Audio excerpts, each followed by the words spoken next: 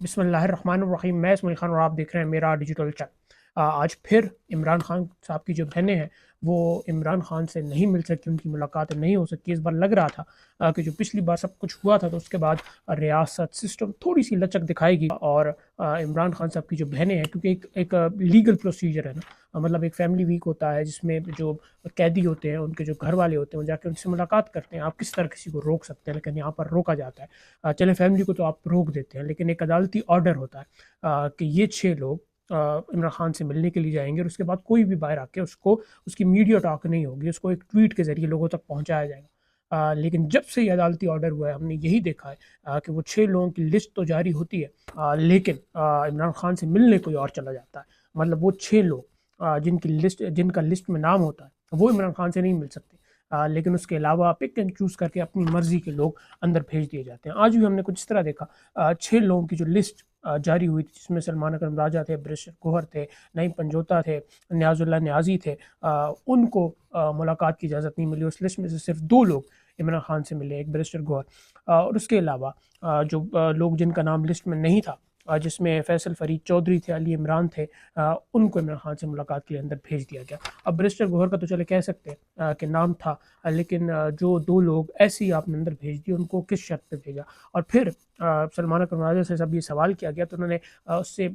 برسٹر گوہر پر کوئی تنقید تو نہیں کی، لیکن انہوں نے یہ ضرور کہا کہ مجھے یہ پیمانہ سمجھ نہیں آ رہا، مطلب یہ کیا پیمانہ ہے کہ آپ کسی کو اندر بھیجتے ہیں، آپ کس چیز سے ناپتے ہیں کہ وہ بہت اچھا ہے؟ چلیں ہمیں تو آپ نہیں بھیجتے، سمجھ آتا ہے کہ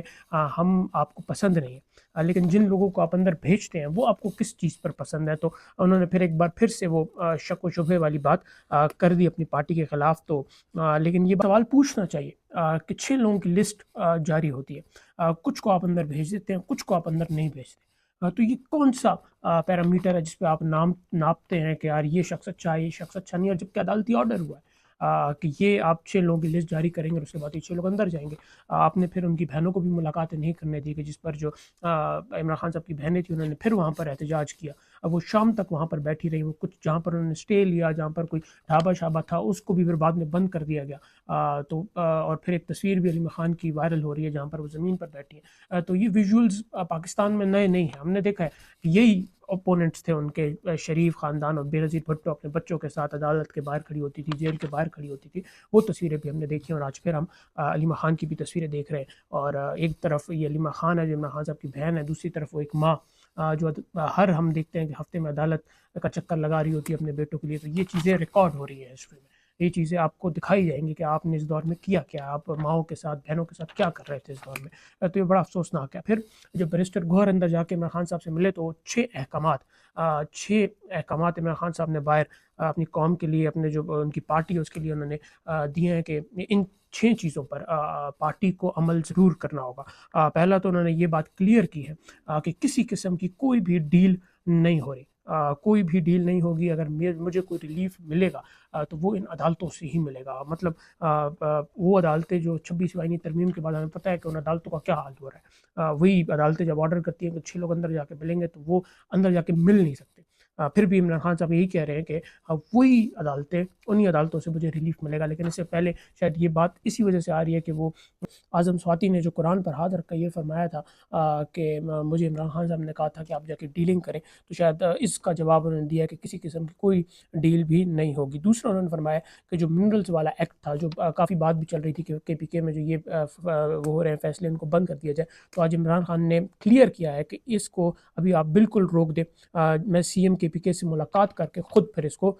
ڈیسائیڈ کروں گا کہ اس کا کیا کرنا ہے۔ تو ابھی عمران خان نے یہی کہا ہے کہ اس کو آپ میری اجازت کے بغیر نہیں کر سکتے۔ دوسرا انہوں نے یہ کہا ہے کہ تیسرا جو ہے کام تھا کہ ڈسپلن کی کوئی بھی خلاف ورزی اس پارٹی میں اب نہیں کرے گا، مطلب آپ کی جو اپوزیشن ہے اس کو کسی قسم کا کوئی بھی فائدہ نہ ہو آپ کے کوئی ایسے بیانات سے جو آپ پارٹی کے خلاف کریں، اپنے جو کارکنان ہیں ان کے خلاف کریں، آپ کے جو ساتھی ہیں پارٹی میں ان کے خلاف کریں، تو ڈسپلن پر کوئی کمپرومائز نہیں ہوگا۔ چوتھا انہوں نے جو خیبر پختونخوا میں مہاجروں کو نکالا جا رہا ہے اس کے بارے میں قرارداد سینٹرل سے